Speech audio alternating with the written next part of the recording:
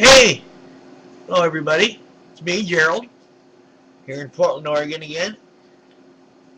Actually, I was just wanted to make a little video for a little bit of fun today. Yeah, I know I got a rash on my arm. I get this kind of stuff a lot. So yeah, you can really see that. I'm sorry. It's really kind of ugly. I get those things a lot because of my body, the condition my body's in, and the reason I'm looking away is because the monitor's over there, and you know how that goes. You want to look at the monitor and see yourself. You don't really want to look at the camera and at your audience because they're not really there. So anyway, that was just something I thought I'd pull out of the hat because I watched myself over there on the do that. It looks silly. I see other people do it. It looks kind of silly. Anyway, regardless, never mind. I only get 10 minutes, so let me go about what I was trying to say. I've been seeing some pretty strange videos about people and their religious icons and their religious beliefs, and I get the biggest kick out of it. I mean, it's human beings have been so superstitious for so freaking long. You would think that they would, grow up and wake up and see reality for what it is. But no, they just keep making stuff up, make it worse. I mean, 1,000 years ago, people were so superstitious that pretty sure they were probably looking at might have saw a condor up above or something, and said, "Whoa, wonder what kind of power that has." Or something happens to them, they fall, and they look up when they fall, and there's a bird up there, and they think, "Oh, I see. God sent a messenger down to tell me that." Watch myself, I guess. I don't know. I don't know what I'm trying to say or what I'm making up here. It's just stupid.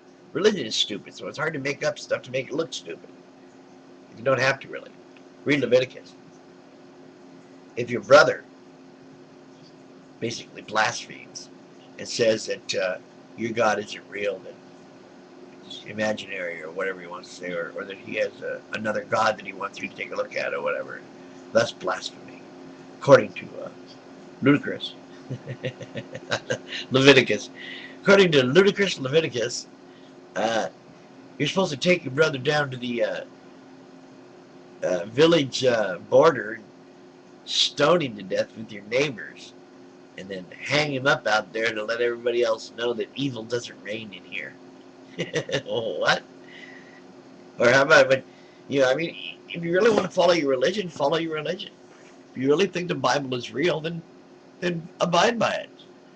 But you're not going to because you realize, as a rational person, because rationality, your your reasoning has got to be in there somewhere, or you wouldn't have had a job. you know, you wouldn't have been able to read or write or anything. So maybe you've come a little bit to your senses and figured that, well, maybe it isn't all true. I mean, how could a God actually he's supposed to be all loving tell you to kill your daughter because she's not a virgin? Why would he even think that? No, the worst one is how these pedophile rabbis all got together and decided to start shaving pieces of baby boys' penises off as a covenant to their God. I guess, I don't know, what were they thinking of sitting around or something and thinking, how can we prove to God that we believe him? I know how, somebody comes up with. Where they came up with it, I don't know. But he said, hey, we could always cut off a piece of our baby boy's penis and tell God that we'll do that to show him we believe. Excuse me? Why didn't the rest of them look around and look at themselves and look at that guy and say, what are you, a fucking pervert? Get out of here. No, they didn't. They liked the idea. They liked it so much it's become one of their tenets. Pedophilia as a religious tenet. Man, you talk about making a lot of sense and being a reasonable religion. For crying out loud, that's got to be the best, huh? What do you think? In order to go to heaven, you have to cut off a piece of your baby's penis. I know. What can you do but laugh? You fucking idiots. You drive me crazy. You damn religious freaks. Just stop it. Get a life. You know? Stop dragging your kids into these places, man, and getting them threatened with eternal damnation. Could you imagine how scared a kid's got to be 4 or 5 years old and go to a church and have some old guy get up there and say, hey, see this? I'm going to cut off some of your penis with it. What the hell is wrong with that picture? Or even at 13, like the Jews do it. Don't they wait till they're 13? Yeah.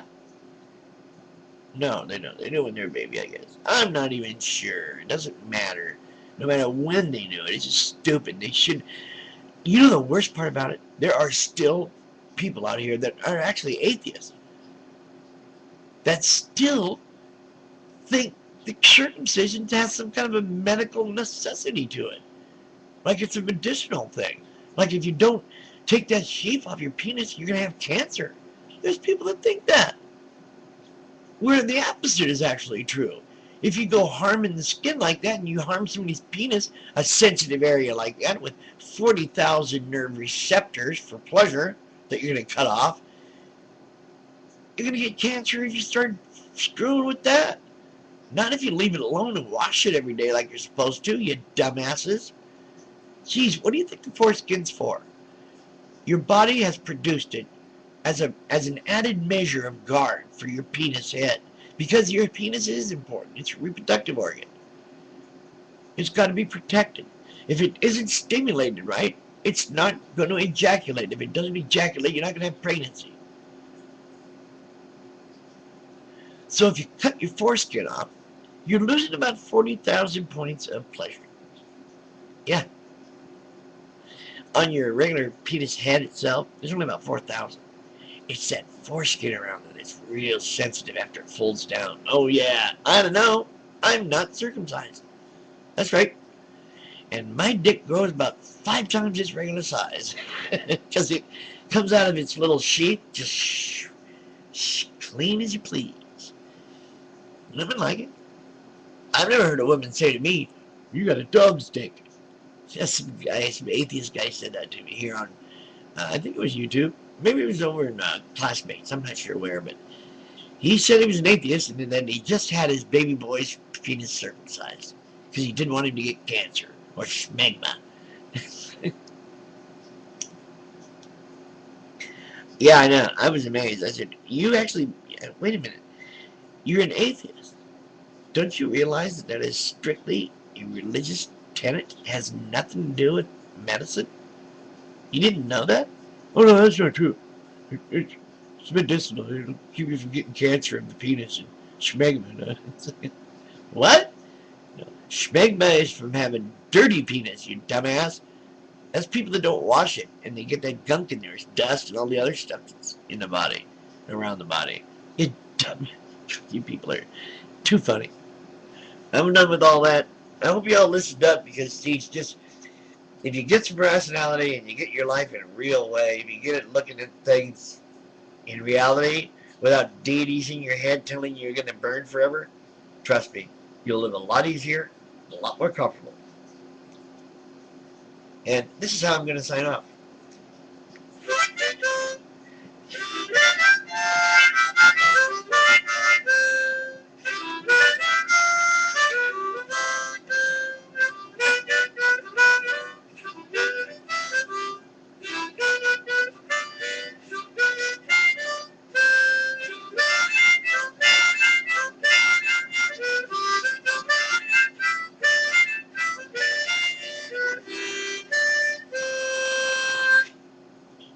Good afternoon. This is Gerald signing off. We'll see you all later. Bye.